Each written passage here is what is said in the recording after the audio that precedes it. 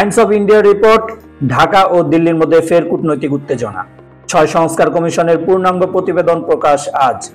Doctor ইউনূসের বিরুদ্ধে বড় ষড়যন্ত্র হচ্ছে, জড়িত ভারতের মিডিয়া, বললেন প্রধান উপদেষ্টার প্রেস সচিব। খালেদা জিয়ার ৮ মামলা বাতিলের পূর্ণাঙ্গ রায় প্রকাশ। রাজধানীর ফার্মগেটে বোমা সদৃশ বস্তু ঘিরে রেখেছে পুলিশ। গাজীপুরে শিক্ষার্থীদের উপর হামলায় জড়িতদের বিচারের আওতায় আনা হবে, বললেন স্বরাষ্ট্র উপদেষ্টা। এলিভেটেড এক্সপ্রেসওয়েতে ওভার স্পিডিং এ মামলা দেবে পুলিশ। যুক্তরাষ্ট্রের নারী নেত্রীদের সঙ্গে জাইমা রহমানের বৈঠক। ১২,০০০ ইয়াবা সহ আটক সেন্ট মার্টিনের চেয়ারম্যান মুজিবুর। রোজা ঘিরে চাহিদার বেশি পণ্য আমদানি, কমছে না দাম। ইউনূস সরকারকে ব্যর্থ হতে দেবে না বিএনপি, বললেন রিজভী।